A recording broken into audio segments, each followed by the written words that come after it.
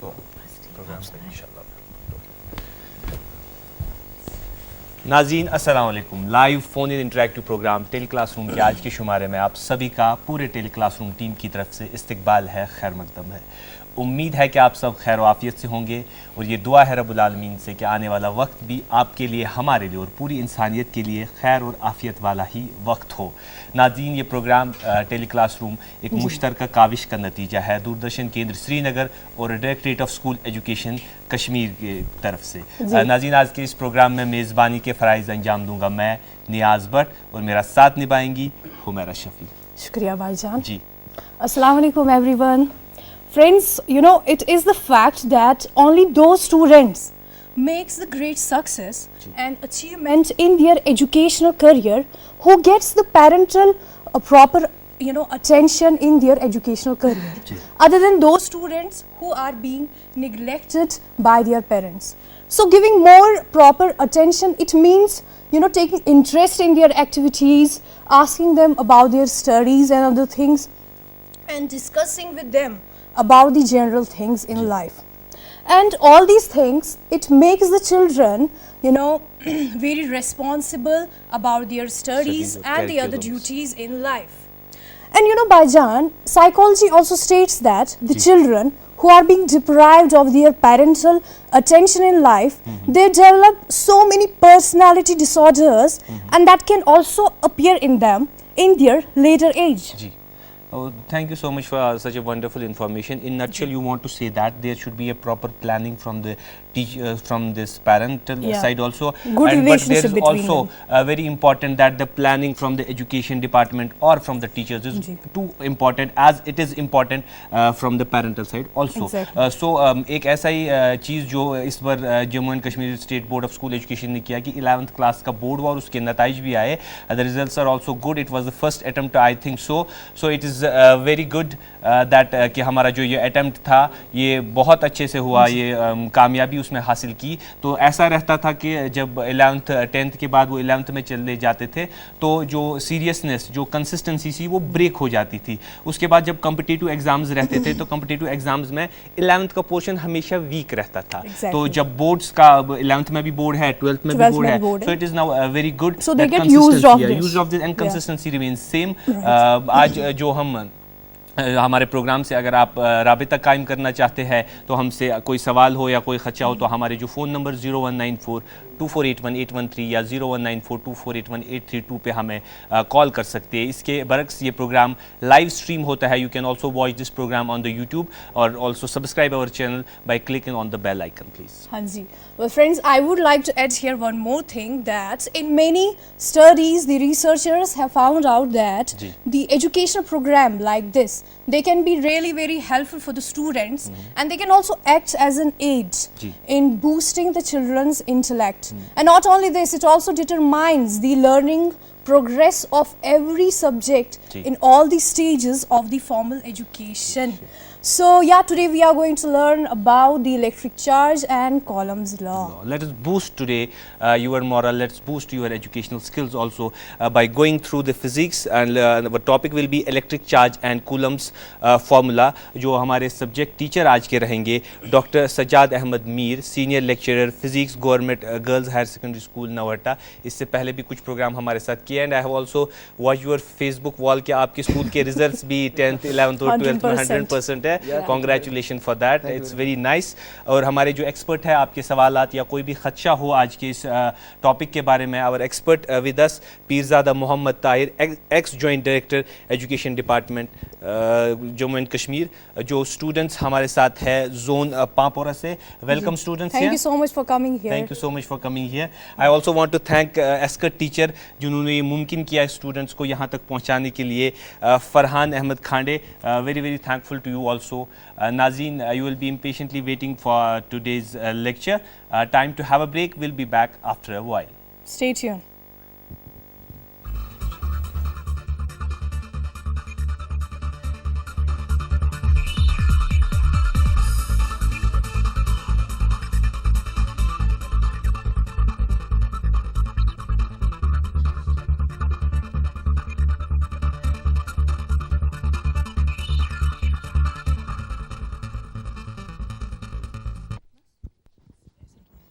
Welcome back to live phone-in interactive program Tailcraft. Let's go through electric charge and Coulomb's formula. Dr. Sajjad, please start the lecture. Okay. Good morning, students. Today's topic is the electric charge, and then I will discuss the Coulomb's formula as well. So it all depends upon the time. If time permits me, I can include many more things, and otherwise I will conclude within the topic. What I actually have highlighted on the board is electric charge and Coulomb's formula.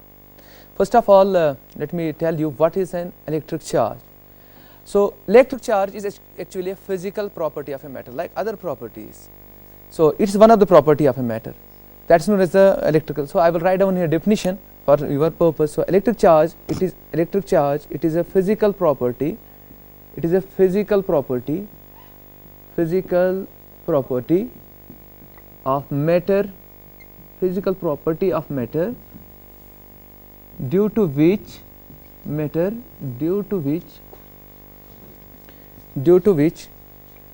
it either experience, या तो ये experience करेगा, और produce करेगा electric or magnetic effects.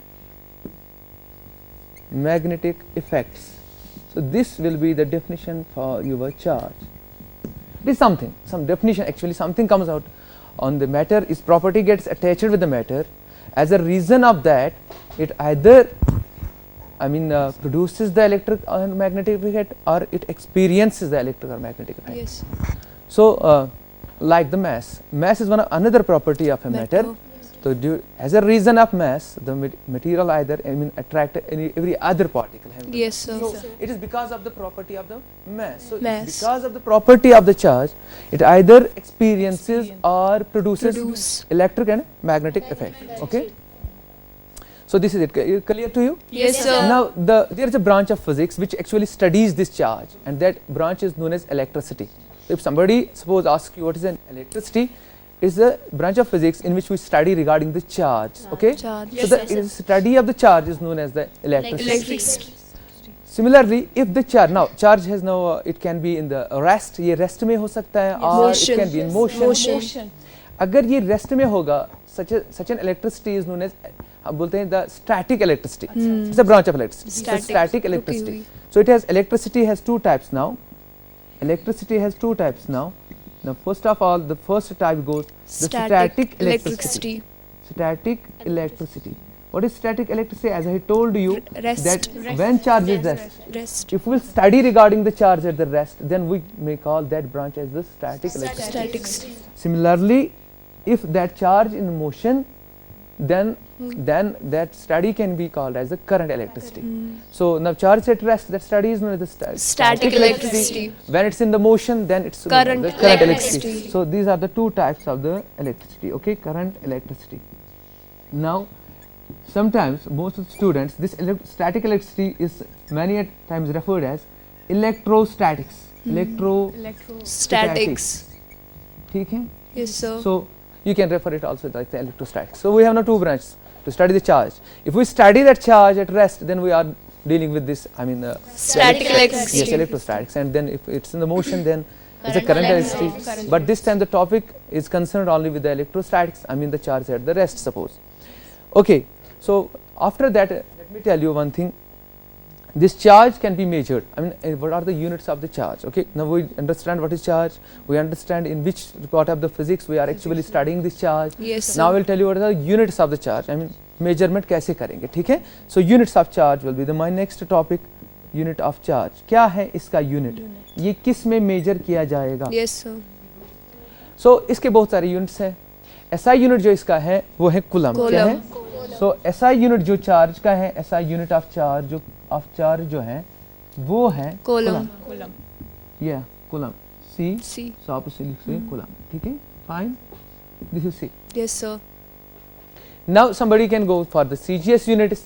In CGS we are taking it like a electrostatic unit and electromagnetic unit. Okay, fine. So CGS unit में जो है इसका CGS unit, उसमें हम दो पार्ट लेते हैं. एक हम बोलते हैं इलेक्ट्रोस्टैटिक यूनिट, उसको हम बोलते हैं ESU for electrostatic unit, and another is EMU, that's known as electromagnetic Yes, unit. sir. So what is the relationship between the SI and this ESU? I can say like this: 1 coulomb is nothing but it is 3 into 10 to the power 9 ESU electrostatic unit. Fine. Yes, sir. And here 1 coulomb is a relationship. 1 coulomb is 1 by 10th of the EMU. Fine. Someone can call this ESU as the stat coulomb. So you can stat coulomb, refer this as a stat coulomb. And here EMU, this is ab coulomb. Okay. So like this. So now this is the relationship how you can convert that CGS units in the SI units. So these are the units. Yes, sir. Not only this, some wires people are using other units for this. Other units में आपको बता रहा हूँ. जो other units हम use कर रहे हैं चार्ज के लिए, उसमें एक है ampere hour. Okay, ampere hour. So अगर कोई आपको बताएगा ना what it has relationship with the coulomb, because that is SI unit. SI unit is the international accepted unit. The definition is not like this. This 1 ampere is 1 coulomb by second because current is charged by time. So this is 1 coulomb by 1 second. Hour is 3600 seconds. Second cancel. So this is nothing but 3600 Coulomb. Okay.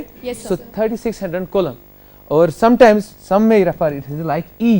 This is the elementary charge. This is charge of an electron or proton. For electron it is taken as the negative. And for proton it is taken as positive. So it has a value in terms of coulomb, 1.6 into 10 to the power minus 19 coulombs. So this is the relationship. Why? Because you know I have actually converted to the SI because SI is the internationally accepted unit. That's why I have given you the relationship between these CGS and SI. Okay, fine. You understood it well? Yes, sir. Yes, sir. Shall we carry on? Yes, sir. Okay. Now the point is I will go for other things. How many types this charge has? How many types this charge has? Before I will go to this, I will first wipe off it out. Okay.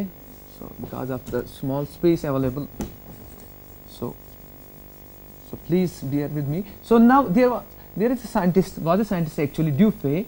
Dufay told us, he mentioned it, that charge has two types. Charge has two types. So Dufay told it has two types, but Benjamin Franklin is another scientist who told us one of them is referred as positive and another as a negative. So now types पे जब बात आ जाए, जब हम types की बात करें, charge के हैं two types. कितने हैं? Two types. Okay. और उस two types में हम एक को बोलते हैं positive charge और negative charge. negative charge. ठीक है, समझ में आया? Yes, sir. Dufay एक साइंटिस्ट है जिसने बोला इसके two types हैं. एंड देन बेंजामिन फ्रैंकलिन है जिसने इसको नेम दिया कि एक को पॉजिटिव बोलेंगे और एक को नेगेटिव बोलेंगे. फाइन. सो टाइप्स पे आपको बात आए तो आपको पता चला इट हैज टू टाइप्स. तो मैं आपको ये बात बताऊं, कुछ आपको सीखने वाली बात यहाँ पर ये है कि जो mass है, mass is in the intrinsic property of a matter. So similarly charge is also a fundamental property of matter. mass की वजह से mass जो है उसने एक fundamental force को जन्म दिया है, known as the gravitational force. So that means fundamental property gives one of the basic forces, rise to the one of the basic forces in the nature.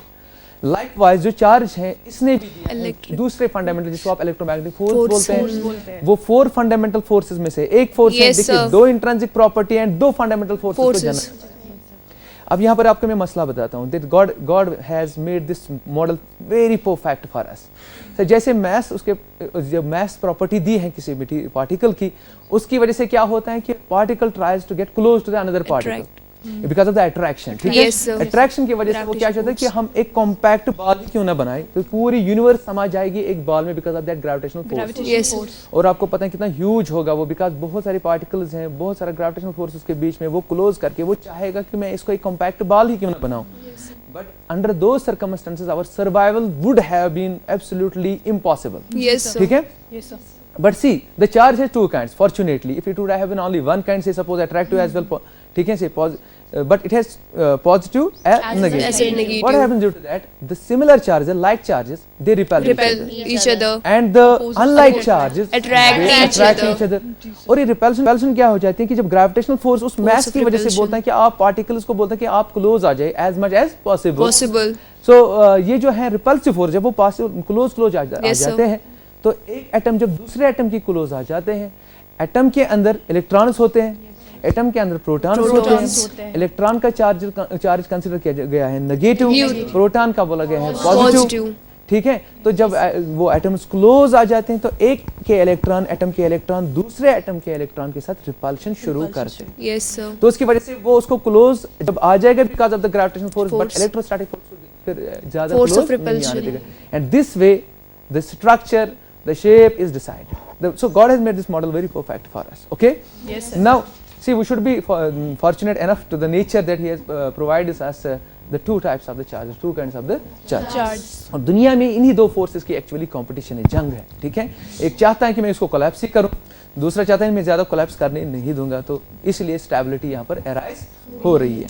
So now आपको पता चला two types हैं. मैं आपको एक और चीज़ बता रहा हूँ, मैं बता रहा हूँ कि इसको मोशन के साथ क्या रिलेशनशिप है, charge versus motion. So what will happen अगर हम इस चार्ज को किसके साथ वर्सेस मोशन, तो वर्सेस मोशन क्या होने वाला है मैं आपको बता रहा हूँ. चार्ज और मोशन के साथ क्या क्या होने वाला है. या तो चार्ज आपका रेस्ट में होगा, मींस स्पीड आपकी जीरो, ठीक है. जी सर. या तो चार्ज आप मतलब मूवमेंट में होगा, तो मींस उसमें दो कंडीशन आ सकते हैं. या तो वहां पर v जो है स्पीड कांस्टेंट होगी, ठीक है, या तो वहां पर स्पीड जो होगी वो वेरिएबल होगी. ये दो कंडीशन आ जाएगी उसकी मूवमेंट में, ठीक है. ये वाला केस हम अलग से डील करेंगे. और जब v इज इक्वल टू 0 है तो चार्ज E इज नॉट 0, ठीक है. चार्ज देता है, E इज नॉट मतलब 0 का मतलब ये है कि चार्ज क्या प्रोड्यूस करता है, चार्ज प्रोड्यूस करता है electric field. E is not 0, ठीक है. But B is B for magnetic field, जो B है B इज 0. इस वक्त B क्या होगा, 0. सो जब चार्ज रेस्ट में होगा तो उस वक्त उसके साथ सिर्फ एक ही फील्ड होगा, ठीक है. तो दूसरा फील्ड क्या बनेगा, मैग्नेटिक फील्ड 0, ठीक है. अब देखिए जब इसको स्पीड आ जाएगी, ठीक है, तो क्या हो जाएगा, E जो है इलेक्ट्रिक फील्ड वो 0 नहीं होगा, वो तो हमें पता है क्योंकि जब चार्ज है इलेक्ट्रिक फील्ड है. अब इस वक्त B भी 0 नहीं होगा बिकॉज वो अब मूवमेंट में आ गया, मोशन में आ गया. सो B इज नॉट 0, ठीक है. B इज नॉट 0, ठीक है, fine. But here again E is not 0, E यहाँ पर 0 नहीं होगा, तो B जो है वो भी 0 नहीं होगा, मैग्नेटिक फील्ड भी 0 नहीं होगा. तो लेकिन यहाँ पर एक चीज हो जाएगी, यहाँ पर रेडिएशन आ जाएगी, हमें क्या आएगी, रेडिएशन. मैं आपको मोर स्पेसिफिकली बोलूँ तो इलेक्ट्रोमैग्नेटिक रेडिएशन आ जाएगी यहाँ पर, EMR. हाँ, इलेक्ट्रोमैग्नेटिक रेडिएशन, फाइन. सो यहाँ पर क्या हो जाएगा, मैं आपको क्यों बता रहा हूँ, यहाँ एक्सेलरेशन 0 आ जाएगी, बिकॉज़ जब आपकी जो वेलोसिटी कांस्टेंट है, आपकी एक्सेलरेशन क्या आ जाएगी, 0. तो यहाँ पर एक्सेलरेशन 0 नहीं आएगी, और दैट मीन्स एक्सेलरेशन 0 ना होने का मतलब कि पार्टिकल एक्सेलरेट कर रहे हैं. और जब पार्टिकल एक्सेलरेट कर रहे हैं तो इसका मतलब ये है कि वहां पर इलेक्ट्रोमैग्नेटिक रेडिएशन जनरेट हो जाएगी. आप समझ गए कुछ. तो समझ लीजिए बात को, सोचिए कि जब चार्ज रेस्ट में होगा सिर्फ इलेक्ट्रिक फील्ड मिलता है, मैग्नेटिक फील्ड 0. और जब वो मोशन में होगा तो देखने मोशन किस किस्म की होगी, यूनिफॉर्म मोशन है कि नॉन यूनिफॉर्म. अगर वो स्पीड कांस्टेंट रही तो उस वक्त मैग्नेटिक फील्ड तो आ जाएगा लेकिन रेडिएशन इमिट नहीं हो जाएगी. और जब उसकी वेरिएबल स्पीड होगी तो एक्सेलरेशन हो जाएगी, वहां पर वो एक्सेलरेट करेगा, और हमें पता है accelerated charge goes rise to the electromagnetic radiation. अब देखिए यहाँ पर एक पॉइंट आपको बताता हूँ, आपको अगर समझने की कोशिश कीजिए. पॉइंट ये है कि मतलब अगर वो चार्ज जो एक्सेलरेट कर रहे हैं, 2 मिनट के लिए for the sake of discussion, that's not possible actually, practically वो पॉसिबल नहीं है. अगर हम उस चार्ज के साथ ही मूव करें, जो ना वो एक्सेलरेट कर रहे हैं, अगर उसके साथ ही हम मूव करें, ठीक है, तो हमें वो चार्ज लगेगा रेस्ट में है, ठीक है. दूसरा अगर कोई बंदा साथ में बैठा हुआ है, उसके लिए वो क्या कर रहे हैं, एक्सेलरेट कर रहे हैं.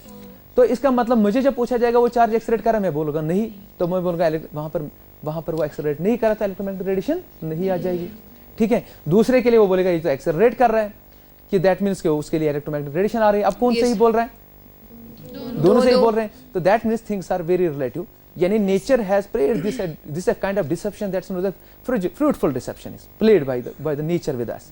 बट हमें पता है ये हमारी कन्वीनियंस के लिए, बिकॉज हमारी स्टेबिलिटी के लिए चीजें हो रही है, ठीक है. समझ में आ रहा है कुछ मैं क्या बता रहा हूँ, आपको समझ में आया. Okay, so now I will move on. So what about neutral charge? Does any one of that exist here? मतलब न्यूट्रल मीन्स कि जिसके ऊपर चार्ज नहीं होगा, लाइक हमारे पास सब एटॉमिक पार्टिकल्स हैं. चलिए इस पे बात बताता हूँ आपको, what God has done actually, what nature has done. सब एटॉमिक वर्ल्ड पे आप नजर मारिए, अगर हम एटम की एक शेप लेते हैं यहाँ पर, और ये न्यूक्लियस मानेंगे और ये मानेंगे इलेक्ट्रॉन. 2 मिनट के लिए मान लीजिए इलेक्ट्रॉन है इस ऑर्बिट में घूम रहे हैं, तो आप एटम के नजर अंदर झांक लीजिए. हम तो जा नहीं सकते हैं, बट हमें पता है इनडायरेक्टली एटम में क्या है, न्यूक्लियस है, इलेक्ट्रॉन्स हैं. तो most of the entities within the atom are charge, and most of the entities outside the atom are neutral. अब देखिए जरा, तो but we are fit for outside the atomic world, ठीक है. जो हम बने हैं, जो नेचर ने हमें बनाया, हम फिट हैं आउटसाइड वर्ल्ड के लिए, मतलब इंटरनल वर्ल्ड के लिए नहीं, जहां पर most of the entities are charge. No doubt यहाँ पर जो न्यूक्लियस में क्या होते हैं, प्रोटॉन और न्यूट्रॉन। जितने न्यूक्लियस में प्रोटॉन है उतने यहाँ पर क्या है, इलेक्ट्रॉन्स बाहर। तो नेट में हमारा चार्ज जितना प्रोटॉन का पॉजिटिव चार्ज होता है उतना इलेक्ट्रॉन का क्या होता है, नेगेटिव चार्ज। जब हम दोनों को जमा करते हैं तो ओवरऑल एटम न्यूट्रल आ जाता है, जीरो चार्ज। तो जो आप बात कर रहे थे वो आप नेट चार्ज की बात कर रहे थे। किस चार्ज की, नेट चार्ज।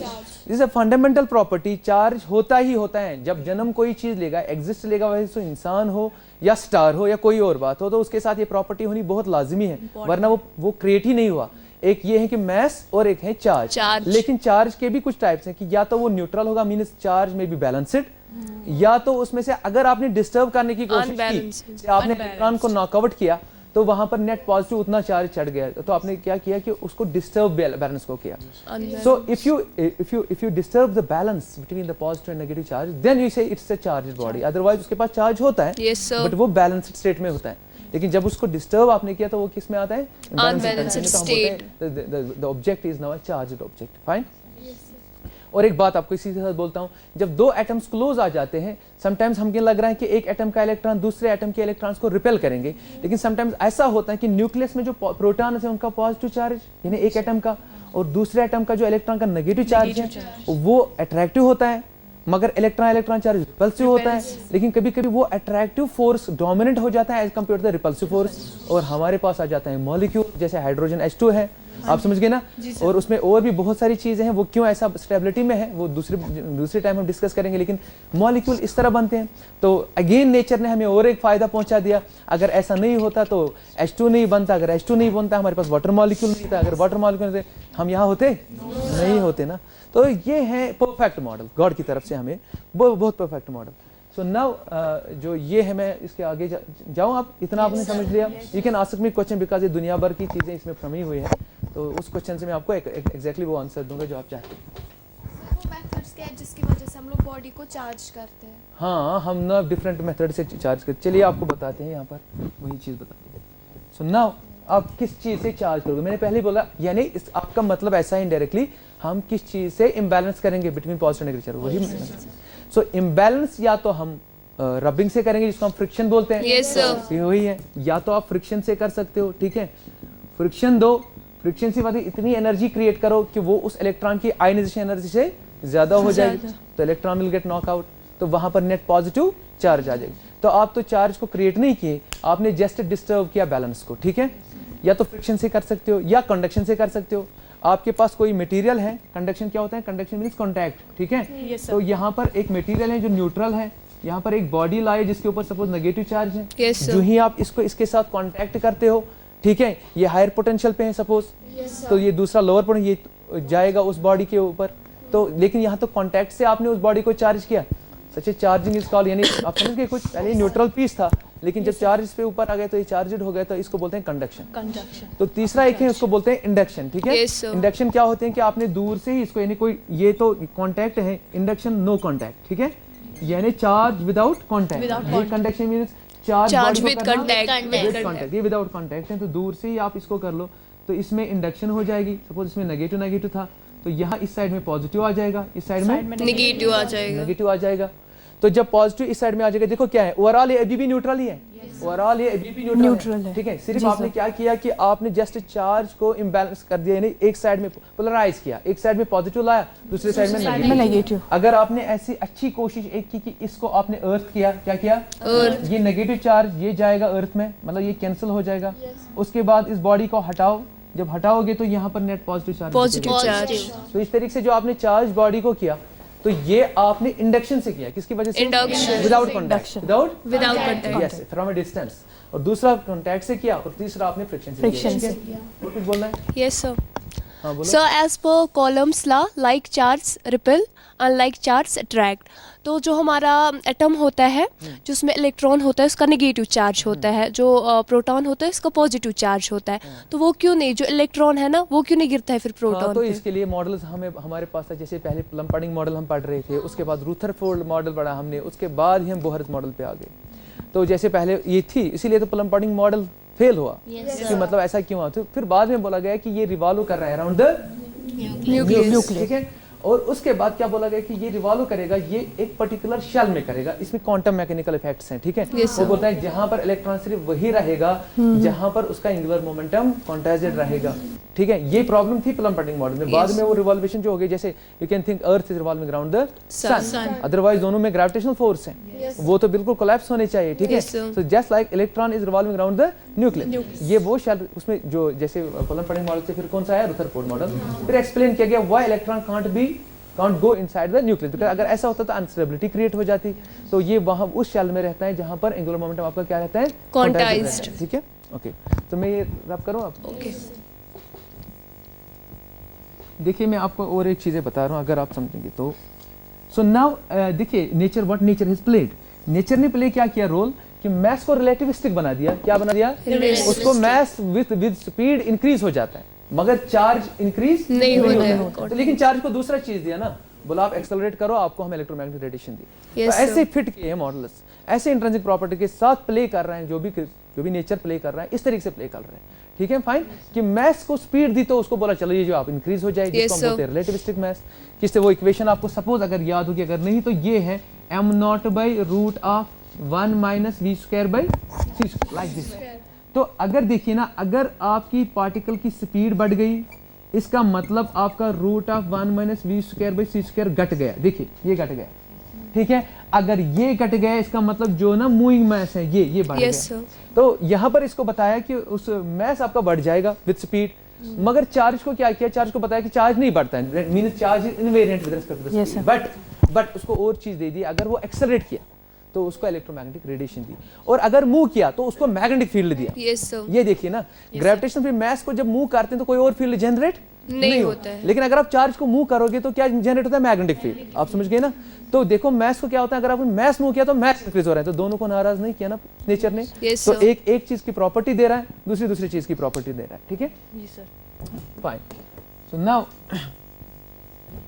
अब इसके बाद मैं आपको ये बताऊं प्रॉपर्टीज ऑफ ए चार्ज। इसके प्रॉपर्टीज क्या है, तो प्रॉपर्टीज ऑफ ए चार्ज में आप देख सकते हैं properties of charge, properties of charge, इसमें क्या क्या आप बताएंगे प्रॉपर्टीज ऑफ चार्ज में। देखिए first of all the charge is additive, charge is additive मतलब क्या होता है, एडिटिव का मतलब मैं बोलता हूं आपको, जैसे कोई इंसुलेटिंग बॉडी यहाँ पर है और यहाँ एक जगह चार्ज Q1 है, यहाँ दूसरी जगह Q2 है, यहाँ तीसरी जगह Q3। मैंने इंसुलेटर इसलिए बोला, अदरवाइज चार्ज एक जगह स्टे नहीं करेगा, अदरवाइज क्या हो जाएगा, इसके लिए सारी बॉडी एक जैसी है, यहाँ पर कोई भेदभाव नहीं होता है, ठीक है। तो इसका मतलब यूनिफॉर्म डिस्ट्रीब्यूशन हो जाएगी।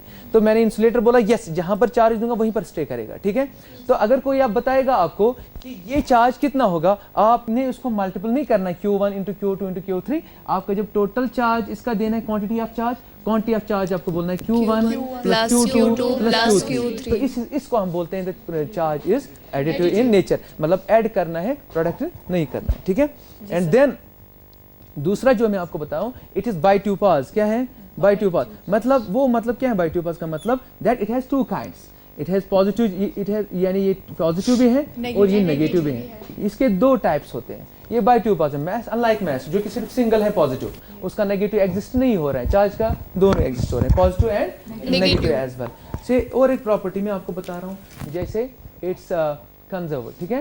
ये क्या है, कंजर्व, चार्ज इज कंजर्व, ठीक है। ये कंजर्व होता है, कंजर्व मतलब आप अपना चार्ज क्रिएट कर सकते हो ना डिस्ट्रॉय कर सकते हो। जो उस दिन जब ये यूनिवर्स बनी थी, जितना चार्ज उस वक्त होता वही चार्ज इस वक्त भी होता। हम ना क्रिएट कर सकते हैं ना डिस्ट्रॉय कर सकते हैं। हाँ, हम बॉडी को एक दूसरे से शिफ्ट करेंगे, इलेक्ट्रॉन एक एटम से दूसरे एटम में चले जाएंगे, वो अलग बात है, मगर टोटल में जब देखा जाएगा तो वो वही है जो पहले था। इस पे एग्जांपल्स हैं, जस्ट लाइक एग्जांपल क्या मैं दूंगा, जस्ट लाइक आप पेयर प्रोडक्शन करते हैं, फोटॉन आया मटेरियल के साथ इंटरेक्ट करके वहां पर इलेक्ट्रॉन और वहां पर पॉजिट्रॉन बना, this is known as pair production. इसको क्या बोलते हैं, पेयर प्रोडक्शन को पेयर प्रोडक्शन बोलते हैं। समझ में आ रहा है कि नहीं आ रहा है, ठीक है। इसको पेयर प्रोडक्शन बोलते हैं। देखो क्या पेयर प्रोडक्शन मतलब, इलेक्ट्रॉन भी जनरेट हुआ और पॉजिट्रॉन भी generate, so we materialise the energy, we materialise the energy. पहले मटेरियल नहीं था। देखो एनर्जी अगर हमारे कहीं पर जाएगी, हमारा वजन नहीं बढ़ जाएगा, आप समझ गए ना। एनर्जी से वजन नहीं बढ़ता है, मटेरियल से वजन बढ़ता है, but you converted it energy into the material. So जब इसको बोलते हैं पेयर प्रोडक्शन, जैसे फोटो इलेक्ट्रिक इफेक्ट में होता है, जो हमारी सोलर पैनल्स हैं वहां पर ऐसा होता है, फोटोन आता है, वो किस में कन्वर्ट होता है, इलेक्ट्रॉन। उस इलेक्ट्रॉन को हम लेते हैं, उसी से करंट जनरेट करते हैं, उसको हम पास देते हैं, तो करंट जनरेट करते हैं, वही हमारे घर में चलता है इस वक्त, जिसको आप सोलर बोलते हैं, सोलर है, कुछ सोलर लाइट्स वगैरह। एंड देन इसका इनवर्स जो है कि अगर इलेक्ट्रॉन और पॉजिट्रॉन जो है हम उनको खत्म ही कर देंगे, यानी मटेरियल को मटेरियल नेचर ही खत्म कर देंगे, तो यहाँ से हमें एक फोटॉन बनेगा, ठीक है। मैं दूसरा फोटॉन दे रहा हूँ, किसी और टाइम बताऊंगा गामा। लेकिन जो फोटॉन यहाँ से आएगा तो मीन्स दैट हमने मटेरियल को किसमें किया कन्वर्ट, एनर्जी में। तो इसको एनिहिलेशन के नाम से जानते हैं, ठीक है। यानी एनिहिलेशन की यानी गायब ही हुआ, अभी था तो अब नहीं है, ठीक है। अगर इंसानों का ऐसा होता, अगर मैथ्स के दो टाइप्स होते, पॉजिटिव और नेगेटिव जब मिलते तो हम कहीं नहीं होते, हम जैसे भूत लगते वहां पर, है ना। तो ये मसला हो रहा है हमारे साथ। अब यहाँ देखिए, तो अब इसके बाद मैं आपको कुछ और एग्जांपल दें, जैसे न्यूक्लियर रिएक्शन है, सारे की सारे इस प्रिंसिपल पे काम करेंगे। फिर वही एक बात नहीं है, बातें तो बहुत सारी हैं, लेकिन ये एक चीज टेस्ट पास होना ही होना है। मतलब जैसे आप 12th में है तो 10th पास होना ही होना है आप लोगों को, आप 10th पास हैं तो 9th पास आपको होना ही होना है। इसका ये मतलब नहीं कि आप किसी जॉब के लिए एलिजिबल हैं तो मतलब उसके लिए ग्रेजुएशन चाहिए, मगर आपको वो होना बहुत जरूरी है ना, 9th pass, something like that. Not only test but it's an important test, ठीक है। चार्ज कंजर्वेशन जिसको बोलते हैं। इज दिस चार्ज वेक्टर और स्केलर क्वांटिटी? अच्छा, okay. Charge actually is a scalar quantity, it does not have any direction, ठीक है। इसकी कोई डायरेक्शन नहीं होती है, जैसे मैंने बोला ये कहीं से भी जाएगा, उसको कोई भी पाथ दो ये वहां से जाएगा। बट ये है कि you are just guiding the charge, ठीक है। जहां से तारे बिछाओगे ना वहीं से निकलेगा ये, अपनी कोई डायरेक्शन इसकी नहीं है। So that's why you can call it as scalar quantity. No doubt आप करंट को वेक्टर कहीं दिखाते हैं, वो तो वेव गाइड होता है, हमारे पास तारे इशारे होते हैं, वायर्स बीच में से हम उनको डालते हैं, वो तो हम उसको गाइड करते हैं कैसे चलना है, खुद तो नहीं चलता है ना। इसलिए दैट्स अ स्केलर क्वांटिटी। अब यही देखिए, अब यहाँ पर मैं आपको बता रहा हूँ, और जैसे यूरेनियम 235 है ना, यूरेनियम 35 92 ये आइसोटोप है, इसको न्यूट्रॉन हिट कीजिए अनस्टेबलाइजेशन करने के लिए न्यूक्लियर रिएक्शन, तो यहाँ से सपोज बैरियम आ जाएगा, यहाँ से क्रिप्टॉन आ जाएगा 36, ठीक है ना, 92 56 144 3 न्यूट्रॉन्स और आ जाएंगे, ठीक है। तो और यहाँ पर एनर्जी जनरेट हो जाएगी। सो देखिए, अगर आप इसको कैलकुलेट करोगे, देखो चार्ज जो यहाँ से प्रोटॉनिक चार्ज देखो 36 + 56 बिकम्स 92। वंस अगेन अगर देखिए ना, ये फिट हो रहा है उसके चार्ज कंजर्वेशन पे, सो इसलिए ये रिएक्शन होगी। इसलिए आप सारे रिएक्शन नहीं देखो, चार्ज कंजर्वेशन का होना बहुत लाजमी है। Yes sir. आपको अगर लगेगा चार्ज कंजर्व नहीं हो तो वो रिएक्शन कभी एग्जिस्ट ही नहीं होगी, दैट्स नॉट अलाउड रिएक्शन, वो अलाउड ही नहीं है, वो होगी ही नहीं एक्चुअली, बिकॉज वो one of the fundamental principle तोड़ रहा है। और नेचर अपना प्रिंसिपल कभी नहीं तोड़ता है, चाहे कुछ भी है। इंसान तो तोड़ता है, मगर नेचर कभी नहीं तोड़ता है, ठीक है। वो जो इसने फिट किए कुछ रूल्स, कुछ सिमेट्रिकल रूल जो इसने नेचर में फिट किए, वो कभी उसको खुद उसके खिलाफ नहीं जा रहा है। तो इसलिए मतलब वो हम सीधे बोलेंगे एग्जिस्ट नहीं हो जाएगा, ठीक है। तो ये आपकी कुछ प्रॉपर्टीज ऑफ चार्ज मैंने आपको बता दी, कुछ प्रॉपर्टीज। और दूसरे एक को प्रॉपर्टी बताऊं, like charge repel, unlike charge attract, ठीक है। अगर लाइक चार्ज होगी वो रिपेल करेगा, और अनलाइक चार्ज अट्रैक्ट। इसके फायदे तो मैंने आपको बताया कितने फायदे हैं, ये दो चीजें जो हमारे पास आई, जो ग्रेविटेशनल मैथ के साथ नहीं है, जो एक ही है, ठीक है। बट यहाँ फायदे हमारे दो टाइप्स हैं, तो ये मैंने आपको बताया कुछ चीजें। आप समझ रहे हो कि नहीं रहे हो? Yes, आप प्लीज इसको समझना, इससे आपकी इंटरेस्ट हमारी इस फिजिक्स में जाएगी। Otherwise doing only the particular part numericals, वो फिर प्रॉब्लम करता है हमारे लिए, क्योंकि सब्जेक्ट क्लियर नहीं होता। So, but it seems really very difficult to remember, you know, all these formulas. This Yes. with time you will also learn. Okay, ये है ना, मतलब टाइम के साथ। Okay. जी sir. Fine, not big issue है। अब हम आपको इससे बात करेंगे कि अब हमें पता चला कि जब एक चार्ज यहाँ होगा, दूसरा चार्ज जो है वो उसको से या तो अट्रैक्ट करेगा या repel, depends upon the polarity of the charge. अगर ये पॉजिटिव है वो भी पॉजिटिव, रिपेल करेगा, ठीक है। अगर ये वाला चार्ज भी पॉजिटिव है, ये वाला चार्ज भी पॉजिटिव है, एक दूसरे से रिपेल करेंगे, आप समझ रहे हो? Yes sir. अगर ये वाला चार्ज नेगेटिव है, ये वाला चार्ज नेगेटिव है, एक दूसरे से रिपेल करेंगे। Force of repulsion. लेकिन अगर ऐसा होगा, ये पॉजिटिव है, ये नेगेटिव है, ये एक दूसरे से अट्रैक्ट करेंगे, दोनों आपको, यहाँ पर भी ये दोनों फोर्स अपोजिट है, यहाँ पर भी ये दोनों फोर्स अपोजिट है, यहाँ पर भी ये दोनों फोर्स अपोजिट है, लेकिन इक्वल इन मैग्नीट्यूड, ठीक है। अब ये जो फोर्स है, अब हमें पता चला जब चार्ज है ये एक दूसरे को धकेलते हैं, ठीक है। या तो अट्रैक्ट करके ऐसे पुल करते हैं, या तो पुश करेंगे, depends upon the nature of the charge, depends upon the polarity of the charge. Fine. अब दैट मींस सवाल आया हमारे माइंड में, यार ये तो एक दूसरे को फोर्स दे रहे हैं, ठीक है बेटा, समझ रहे हो आप, ये एक दूसरे के ऊपर क्या फोर्स दे रहे हैं। अब फिजिक्स ऐसा सब्जेक्ट है, समटाइम्स फिजिक्स को क्या वो जुनून जिनके पास होता है वो फिजिक्स को ऐसे डिफाइन करते हैं, physics is the science of measurement. वो बाकी डेफिनेशन नहीं देते हैं, बिकॉज उनका जुनून होता है, उनको क्या होता है कि वो ये भी डेफिनेशन देते हैं, physics is science of measurement. जब तक हम किसी चीज को मेजर नहीं करेंगे वो हमारी फिजिक्स में नहीं आएगा। जैसे आप ईमानदार हो, कितने ईमानदार हो? मेजर नहीं कर 3 kg के सकते। ईमानदार हो, तो that means we are not able to measure ईमानदारी, ठीक है। so it will not find a place in our physics. Physics. Unless we are not able to measure it, there is no place for cannot ईमानदारी in our physics. Yes, आप समझ गए sir. कुछ? Yes, sir. हाँ, तो like that, जैसे work का concept है, तो समझ लीजिए फिजिक्स क्या करती है, पहले कंसेप्ट देती है, उसके फौरन बाद उसकी मेजरमेंट की तरफ निकलता है। आप समझ गए? तो कंसेप्ट आया हमारा, चार्ज है, उनके बीच में फोर्स होगा। अब नेक्स्ट हमें है कि हम इसको मेजर कैसे करें। तो हमारे पास जो इक्वेशन है वो कूलम ने बताया। इसमें सैयद साहब, हाँ जी, चार्ज की बात हो रही है, अब मुझे लगता है कि अब इसमें दो क्वेश्चन आ जाते हैं, जो चार्जेस हैं या एड्रेस, और उनमें अट्रैक्शन है, रिपल्शन है। अब कौन से फैक्टर्स है जिससे हमें पता चले कि ये अट्रैक्शन कितना होगा, क्या डिस्टेंस पर? राइट। तो मेरे ख्याल हाँ, में उसमें- वो जो कूलम्स लॉ इसलिए है, तो मतलब ये जो है कि मतलब ये फोर्स जो है कितना फोर्स देगा, ठीक है, और कितना कम कितना ज्यादा, इसके लिए हमारे पास चार्ल्स कूलम आए। एंड चार्ल्स कूलम ने हमें वो इक्वेशन दी। इसने बताया कि जितना वो चार्ज, सपोज इसके पास Q1 है, इसके पास Q2, सपोज इनके बीच में डिस्टेंस R है, जैसा मैंने यहाँ दिखाया, ये देखिए, जी सर। जैसे मैं आपको यहाँ दिखाऊं, ये ठीक है, ये दो चार्ज हैं Q1 Q2 और इनके बीच में डिस्टेंस R है। तो इस मामले में उसने बताया कि वो फोर्स कैसे आप कैलकुलेट करोगे। बोला दैट F जो होगा directly that is proportional to magnitude of the charge Charge And divided and reverse that is indirectly proportional to the square. और जब दोनों रिजल्ट को हम मिलाते हैं, उसने बताया F ये is है directly Q1 Q2 divided divided by by R square. और फिर F जब is यहाँ एक equal to कांस्टेंट K. डाल दिया, that K. Column constant Q1 by Q2 by R square. Divide by R square. आप समझ गए कुछ? अब मैं आपको थोड़ा सा यहाँ हिंट दूं, टाइम कम बचा है इसलिए मैं आपको मैं यहाँ पर थोड़ा सा कर रहा हूँ। तो ये यहाँ पर ये है, दिस K इज, ये K जो है that's 1/4 pi epsilon naught. Okay, this is known as Coulomb constant. अगर मैं इस इक्वेशन में यूज करूं, this is 1/4 pi epsilon naught Q1 Q2 by divided by R R square। मैं थोड़ा सा रीअरेंज करता हूं इस इक्वेशन को, मैं इसको ऐसे भी लिख सकता हूं, this is Q1 Q2 divide by R square. तो यहाँ पर 4 पाई डालूं, मैं और रीअरेंज करके इसको ऐसे भी लिख सकता हूं, Q1 by epsilon naught then Q2 by 4 pi R square. सुनिए जी यहाँ पर क्या हुआ, अगर आप इस 4 पाई स्क्वायर की तरफ नजर मारोगे, what is this 4 pi square? 4 pi, this is surface area. देखिए surface area of a sphere. अगर आप इस epsilon Q1 by epsilon not की तरफ नजर मारोगे, this is nothing but line is of force coming out from A charge. Yes sir. जैसे मैंने यहाँ पर दिखाया, ये देखिए आप प्लीज, यहाँ पर ये इलेक्ट्रॉन है, इसके लाइंस ऑफ फोर्स कैसे इसकी तरफ आ रहे हैं, like these are lines of force. कितने लाइंस ऑफ फोर्स हैं, वो ये मेजरमेंट है Q1 by epsilon naught. Yes sir. कितने नंबर ऑफ, ये क्या है, सरफेस एरिया ऑफ स्फीयर। ये Q2 है जो वो एक्सपीरियंस कर रहा है इन लाइंस को, इन लाइंस को ये Q2 एक्सपीरियंस कर रहा है, ये surface area of sphere. Now you understood कि क्या है कि जो चार्ज से एक यहाँ पर फील्ड आ रहे हैं, यानी लाइंस ऑफ फोर्स आ रहे हैं, वो ऐसा है कि अगर तो ये यहाँ से यहाँ तक देखो ना, अगर आप यहाँ पर करोगे, डिस्टेंस सेम है यहाँ तक, Yes sir. Yes sir.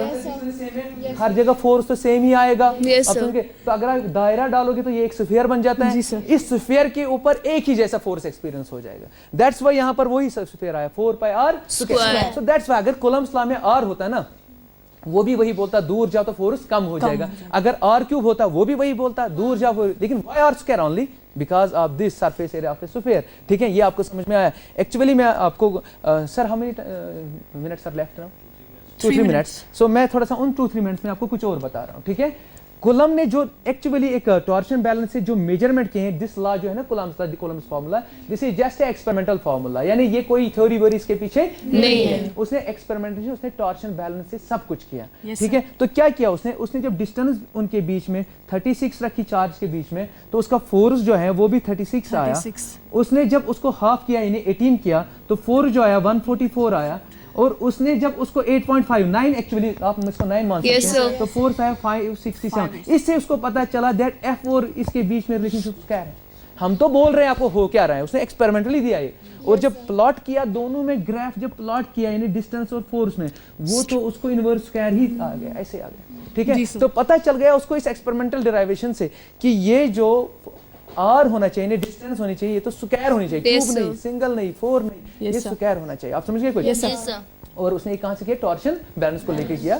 तो ये उसने डेटा लिया उस डेटा से उसने बताया कि F is proportional to R square। इसी तरीके से उसने चार्ज को चेंज किया तो उसको लगा ये फोर्स है it is proportional to product of the magnitude of charge। दोनों को मिलाए ये इक्वेशन हमारे पास आई। अब आप समझे होंगे कि कॉलम्स लॉ इस तरह क्यों है। मैं आपको एक और बात बता रहा हूं, अगर 1 मिनट और होगा तो मैं इसमें ऐसे ही बताऊंगा आपको। देखिए this F is equal to Q1 में यहां पर रखता हूं बाय एप्सिलॉन नॉट, ठीक है, और इस Q2 को यहां ले आता हूं, ठीक है, तो इसके बदले में 1 by F surface area of sphere. अब ये जो F बाय Q2 है आपको सबको अगर पता होगा this is nothing but electric field, electric field bye experience by the charge Q2, so electric field is nothing but it is Q1 by epsilon not S, ठीक है। Yes, sir। अब आप एक काम कीजिए, मैं आपको यहां दिखाता हूं, यहां पर अब आप इस S को यहां लाइए, अब जरा देखिए क्या आ गया, ES is equal to Q1 by epsilon naught. भाई ये क्या है, ये गॉसेस लॉ नहीं है।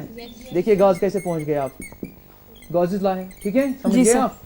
It's simple from columns law. देखिए क्या है, ये जो सरफेस एरिया ऑफ स्फीयर है इसको आपने यहाँ लाया, this is nothing but electric field, ये electric field times the area is nothing but, देखिए ना, Q1 by epsilon naught. What is this, आप इसको ऐसे भी लिख सकते थे, it is 1 by epsilon naught times Q1, ठीक है। ये है गॉसेस लॉ, ये है ना कि ये जो Q1 है आपने 2 चार्ज लिए थे जस्ट लाइक आपने यहाँ पर दिया, मैं यहाँ पर दिखा सकता हूँ आपको, ठीक है, ये Q1 है, ये देखिए ये Q1 है, ये Q2। तो ये जो इसका फोर्स एक्सपीरियंस करे तो इतना रेडियस लेके आपको एक दायरा बनाना है, ठीक है, तो वो तो होगा वही स्फीयर, तो ये Q2 एक्सपीरियंस कर रहा है फील्ड, इसलिए Q2 यहाँ आया इसके भी नीचे, बट Q1 बीच में, तो उस स्फीयर के बीच में तो Q1 ही रहेगा ना, तो अंदर जो है Q1, यही तो गॉस लॉ है एक्चुअली। अब गॉस लॉ के क्यों फायदे हैं, व्हाई इट्स मॉडिफाइड, इसके फायदे ये हैं, ये सिर्फ पॉइंट चार्ज के लिए वैलिड नहीं है, बिकॉज देखिए अगर मैं पॉइंट चार्ज नहीं लेता, अगर मैं पॉइंट चार्ज नहीं, तो ये तो फील्ड जो इससे आता है इस पॉइंट चार्ज से लाइक इलेक्ट्रॉन, ये तो स्फेरिकली सिमेट्रिक है, तो वो स्फेरिकली सिमेट्रिक नहीं रहता तो R स्क्वायर यहाँ नहीं बनता। हालांकि कॉलम ने इस तरह नहीं बताया, उसने सिर्फ एक्सपेरिमेंटल फार्मूला दी, मैं आपको बता रहा हूँ। सपोज अगर हम पॉइंट चार्ज नहीं लेते तो उसकी वजह से फील्ड की डिस्ट्रीब्यूशन सिमेट्रिक नहीं रहती, स्फीयर को नहीं बनाता, यानी हर जगह सेम फोर्स स्फीयर बन, ये वैलिड इनवैलिड हो जाता है। That's why Coulomb is valid for point charge stationary once only, because electric force आप कैलकुलेट करते हो, मैग्नेटिक फोर्स नहीं कर रहे हो, और मैग्नेटिक फील्ड आ जाएगा। So for I think I shall stop here. From your mood, I think it's like that you want to continue for. I want to continue for hours actually. It's a very big, it's a very Time does not allow and us I to डालने की वजह से हमें यहाँ रोकना पड़ेगा। आप kindly be seated, please, sir. You have beautifully Thank you, sir. explained this nature and collaboration with the charge and other things. Thank you so much for today's lecture. It's time to have a break. We'll be back after a while.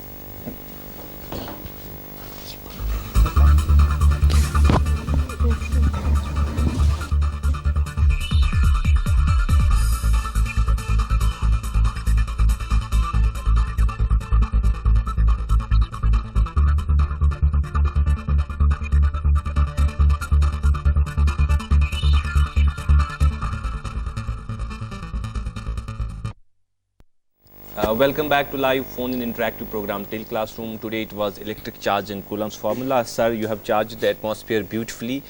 Let's charge it more to make this educational field, not electric field, but educational field more and more vast. You can call us on our numbers.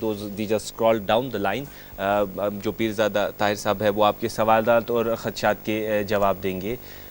Ji sir, जो Coulomb's law या electric charge के बारे में आपने पढ़ा, मैं पहले ही बोलूँ, what is the physical significance of this? Can you please physical significance in day to day life? यहाँ पर सजाद साहब कह रहे हैं कि अभी कह रहे थे कि जो कुछ भी यूनिवर्स में एग्जिस्टेंस जो है, because of certain things, one of the things जो है हमारा चार्ज है जी। तो बेसिक कॉन्सेप्ट जो है, सारी कायनात जो है चार्ज से बनी है। चार्ज नहीं होता तो हम नहीं होते।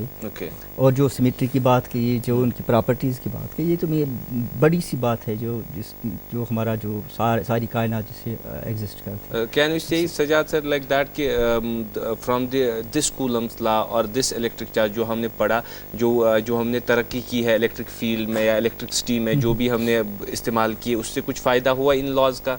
Yeah, it has a huge impact over our lives. अगर ये नहीं होता तो मैं मतलब जैसे मैंने अब ये भी बताया कि मतलब फोटो इलेक्ट्रिक इफेक्ट नहीं होता हमारे पास। सी दिस मतलब फोटो इलेक्ट्रिक इफेक्ट आजकल तो हम बोल रहे हैं न्यू रिन्यूएबल एनर्जी रिसोर्सेज, वो तो तभी पॉसिबल है जब ये चीज़ें हैं। मतलब it's very important, not only the जो आपकी फोटोस्टेट मशीन है जो ना जेरोक्स जिसे करते हैं, तो वो तो इन्हीं प्रिंसिपल्स पे काम कर रहे हैं कि वो चार्ज करते हैं तब जाके वो जो नेगेटिव चार्ज जो इंक होती हैं वहाँ पर अपनी अपनी जगह पे लगती हैं। और जो उसमें चार्जेस या मूवमेंट हो जाती है तो हमारी करंट बन जाती है, जो आज के लिए एसेंशियल हमारे लिए। हमारे साथ जुड़े हैं समीर अहमद मीर। अस्सलाम वालेकुम। अस्सलाम वालेकुम। वालेकुम अस्सलाम जी, खैर मकदम है आपका प्रोग्राम में। बहुत बहुत शुक्रिया। सबसे पहले मेरी तरफ से तमाम मेहमानों को प्यार भरा सलाम। वालेकुम अस्सलाम। और उसके बाद मैं जो 12th में इस साल आए हैं जी, वैली में जो 12th में आए हैं इस साल, उनको मेरी तरफ से ऑल द बेस्ट, और पर्टिकुलरली जो शो में भी प्रेजेंट है। Thank you so much, thank you so much. और मेरा फिजिक्स का सवाल ये है कि जो जी। हमारी वैली में हम फिजिक्स पढ़ते हैं, जी, तो जो स्टूडेंट्स है ये जो फिजिक्स है ये बहुत ही इंटरेस्टिंग एंड एंथुसियास्टिक सब्जेक्ट है, लेकिन बिल्कुल। इसके बावजूद भी जो वैली के स्टूडेंट्स है वो इससे दूर ही भागते हैं। फिजिक्स में दूर बात। तो इसकी क्या वजह है? इसकी क्या और शायद मेरी जो मुझे लगता है वो ये है कि जो हम पढ़ते हैं फिजिक्स में यहाँ वैली जी, में, जी। हमें ज्यादातर चीजें जो है वो इमेजिन ही करनी पड़ती है, ओके, और वो जो विजुअलाइजर तरीका है वो या प्रैक्टिकल तरीका है वो यहाँ पे प्रेजेंट नहीं है। प्रेजेंट नहीं है। जैसे कि फॉरेन कंट्रीज में है तो वो ज्यादा फिजिक्स में जो है वो Thank you, sir. एक्सेल करते हैं, हम नहीं कर पाते। Thank you so much for calling sir. Thank you. वादी के स्टूडेंट्स फिजिक्स से क्यों भागते हैं? जी, बेसिकली मेरे ख्याल में एक प्रॉब्लम हमारी यहाँ वैली में ये है कि ये सही बात है कि इमेजिनेशन से काम लिया जाता है।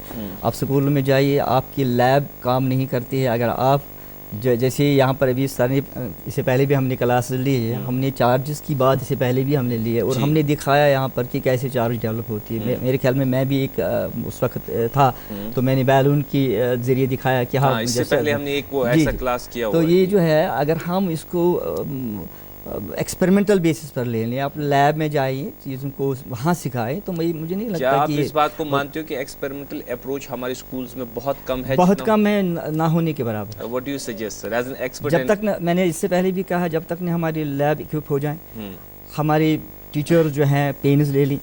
मैं ये मेरी मैं बरमला कहूँगा कि मैंने एक टीचर से पूछा लास्ट टाइम वो पढ़ाते हैं, मैंने कहा अभी आप प्रैक्टिकल में क्यों नहीं जाते? कहा हमने यूनिवर्सिटी में प्रैक्टिकल नहीं किया, मैंने कभी सीखा ही नहीं है। This is the height of things. We will continue on it. Sajjad साहब, पहले कॉलर लेंगे हम। मोहम्मद अकरम हबक से हमारे साथ जुड़े हैं। अस्सलाम वालेकुम।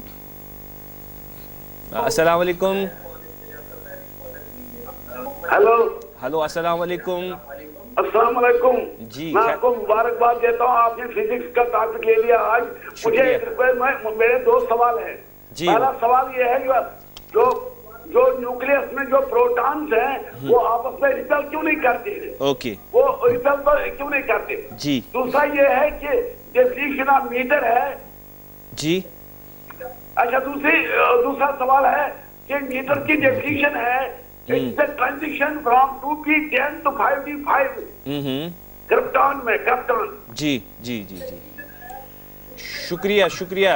We got your question sir. Akram साहब, आप अपना टीवी सेट का वॉल्यूम बंद कीजिए। आपके दोनों सवाल हम तक पहुंच गए, इंशाल्लाह इन दोनों सवालों के जवाब देंगे। सर, न्यूक्लियस के प्रोटॉन क्यों रिपेल नहीं करते? हाँ जी जी जी, देखिए फंडामेंटल फोर्सेस में कई फोर्सेस हैं, जिसमें ग्रेविटेशनल फोर्सेस एक फोर्स है, वंडरफुल फोर्सेस हैं, then you have electromagnetic forces, और न्यूक्लियस के अंदर एक फोर्स है जिसको हम न्यूक्लियर फोर्स का नाम देते हैं। और न्यूक्लियर फोर्स, अब इन सारे फोर्सेस की अपनी अपनी प्रॉपर्टी है। न्यूक्लियर फोर्स जो है वो अट्रैक्टिव है मोस्टली और रिपल्सिव भी बन जाता है, और ये चार्ज इंडिपेंडेंट है। जैसे प्रोटॉन और प्रोटॉन के दरमियान देयर इज एन अट्रैक्शन, जो कूलम्ब्स लॉ से डिफरेंट है।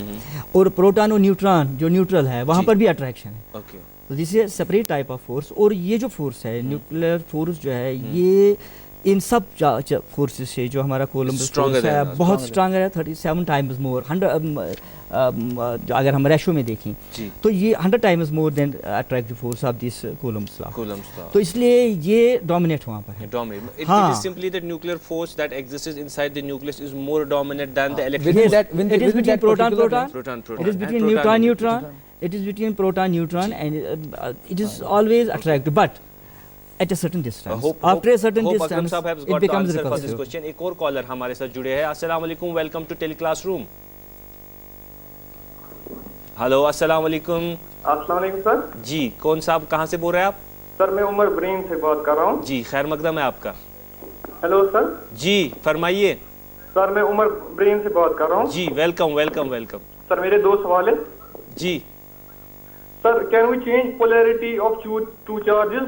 Like sir, plus को माइनस में कर दे और माइनस को प्लस में कर दे और न्यूट्रल को मतलब कोई चार्ज प्रोवाइड करे।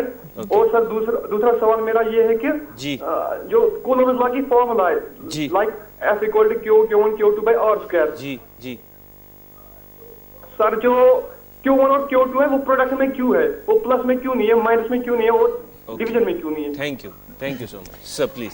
सो फर्स्ट ऑफ ऑल इसका क्वेश्चन था कि can we change the polarity of things, but इसको अंडरस्टैंड करना, ये न्यूट्रल ऑब्जेक्ट की बोल रहे हैं।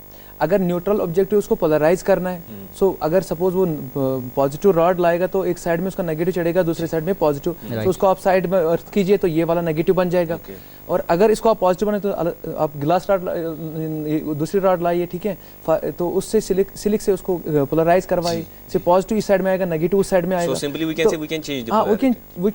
we can make the polarity of the neutral things as we desire, ये आप सब्जेक्टिव थिंग है, ठीक है। अब दूसरा इसने बताया था शायद why it is product, मैंने पहले ही बोला this is just a experimental formula, ठीक है। experimentally what Coulomb has got, he has got that it is the force is proportional to the product of the magnitude of the charges rather than the addition। हाँ, उसने की थी try addition पे भी, लेकिन जो उसको मिला था वो product of the two things मिला था। Actually the law is from the experimental observations, and that is, as you have earlier said, that F is inversely proportional to the R square, that is also on the experimental basis. That's the inverse square law, as it's inverse। एक collar हमारे साथ जुड़े हैं अली मोहम्मद नटीपुरा से। अस्सलाम वालेकुम, खैर मकदम है आपका प्रोग्राम में।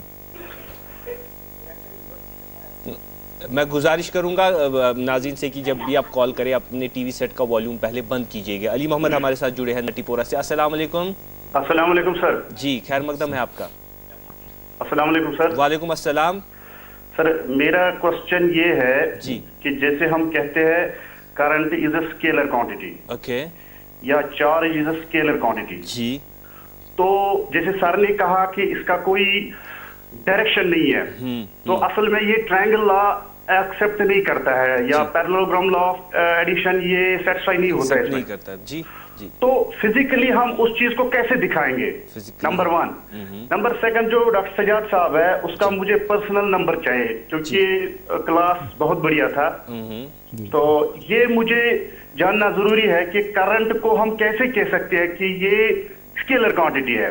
मैं पर्सनल नंबर के बारे में पहले खैर एक्सपर्ट जवाब देंगे। पर्सनल नंबर के बारे में यूं कहूंगा कि हमारे ईमेल आईडी ddkteleClassroom@gmail.com पे आप टेस्ट मेल डाल दीजिए और वहाँ रिक्वेस्ट कीजिए, वो इंशाल्लाह हम वहाँ नंबर शेयर करेंगे, क्योंकि यहाँ शेयर करेंगे तो फिर सजाद साहब को ज्यादा लोग no problem.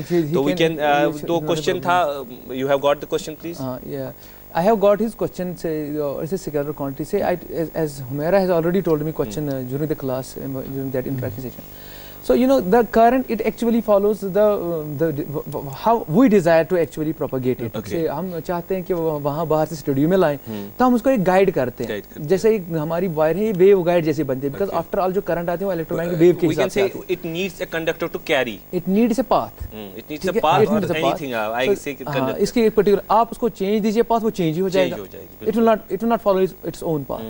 It will follow the wave guide. I mean जहाँ से आप उसको वेव गाइड देंगे वहीं से वो वेव ट्रांसफर हो जाएगा उसकी electromagnetic wave finally. So does charge travel through air or vacuum like that? I can say ये तब वैक्यूम और एयर में, जैसे एयर आप इंसुलेटर कहेंगे, ठीक है, ये हो जाएगा एयर के बीच में जब जैसे आपके कंडक्टर में चार्ज दे दिया, ठीक है, और कंडक्टर का पोटेंशियल आप इतना ज्यादा बढ़ा रहे हो कि जो मीडियम सराउंडिंग में है कि उसका जो है कि उसका एक लिमिट होता है, मैक्सिमम पोटेंशियल लिमिट जिसको हम बोलते हैं, threshold limit of the potential. वो जैसे एयर के लिए 10⁻⁶ वोल्ट्स हैं, अगर उसका पोटेंशियल उतना ज्यादा बढ़ गया तो उसको आप एयर भी कंडक्टिंग दिखेगा, जैसे थंडरिंग में होता है। तो ये बिल्कुल जैसे थंडरिंग। मोहसिन अब्बास हमारे साथ जुड़े हैं, एक और कॉलर। अस्सलाम वालेकुम, खैर मकदम है आपका प्रोग्राम में।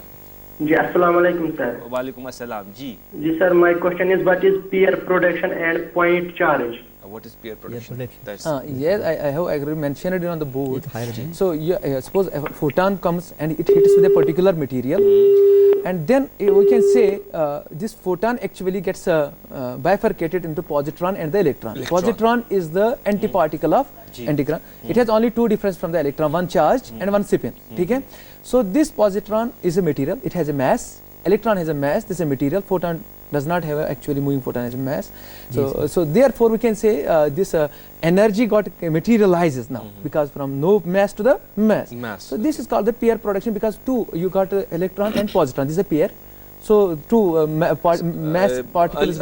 कुछ labs के बारे में आप कुछ ऐड करना चाहते थे? मैं earlier ये ऐड करना चाहता कि I don't know whether people will actually corroborate with me or not. But my point is just it's not in our Kashmir, it is throughout the India. We actually got these students involved in some different activities like solving the things and etc. etc. So they have a lot of burden over them doing the solving the numericals. How can you expect them to do the good physics? Because they remain all the time busy in doing those solving I can say those which are not much required. So we need a scientist, we need a development in our subject. And we are training them in a particular fashion. Okay, do this or solve this question for qualifying the competitive for qualifying something. Competitive I am not against those things. Let that be the part. But हमें इसमें भी scope देना है. एक collar हमारे साथ जुड़े हैं बड़गाम से. अस्सलाम वालेकुम, खैर मकदम है आपका प्रोग्राम में. हेलो. हेलो, अस्सलाम वालेकुम. वालेकुम सलाम. जी जी सर, मेरा क्वेश्चन था जो ये इलेक्ट्रिसिटी है जी, चार्ज का ऐसा यूनिट है कॉलम जी सर, ये एक्सर्ट करता है फोर्स से कितना करता है एक्सर्ट फोर्स कितना एक्सर्ट करता है? हाँ, थैंक यू सो मच. कोई बात नहीं. ये जिसने पॉइंट ठीक बोला. अब पहले उसने बोला चार्ज का कॉलम, शायद आई थिंक ये बोला 1 कॉलम कितना एक्सर्ट फोर्स, तो हम ये मान के चले. अब let's take the unit charge and लेकिन ये भी देखना है कि सेपरेशन कितनी है. सो सपोज सेपरेशन हम 1 मीटर की लेते हैं, सो चार्ज 1 कॉलम लेते हैं. So that means it will exert 1/9 × 10⁹ Newton of force. Because आपका जो FM है इसको बताऊँ यहाँ से, अगर कहीं पर है वो देख रहे होंगे तो आप प्लीज देखिए. So मैं ये इक्वेशन ले रहा हूँ उसके लिए. So if we'll take this as one unit of charge. Okay, 1 unit of charge. This again 1 unit of charge. 1 unit of the charge, and this is also the 1 unit of distance. This K is 9 × 10⁹ taking the medium as a vacuum or air. So you will get 9 × 10⁹ Newtons. That will be the force. उतनी quantity का force होगा. By two charges having a unit unit charge, 2 unit charge separated by a unit distance. If we take everything as a unit, Q1 as a unit, Q2 as a unit, R as a unit, and then exactly the value of K is 1/4. Sir मेरा एक ज़ाती question है sir, आपने जो Coulomb's law बोला, F is directly proportional to Q1 Q2 divided by R square, और जब हम gravitational force पढ़ते हैं F is there also directly proportional to M1 into M2 divided by R square. How is then force, electric force and gravitational force different from each other? They are different because what are the major differences? The source is different. The source for the gravitational force is mass, but the source for the electric force is a charge.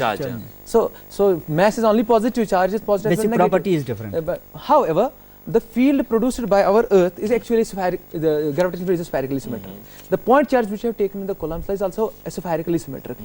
That's why you are getting the inverse square law in both the cases. So it is combinations like that. जी, एक collar हमारे साथ जुड़े हैं. Hello,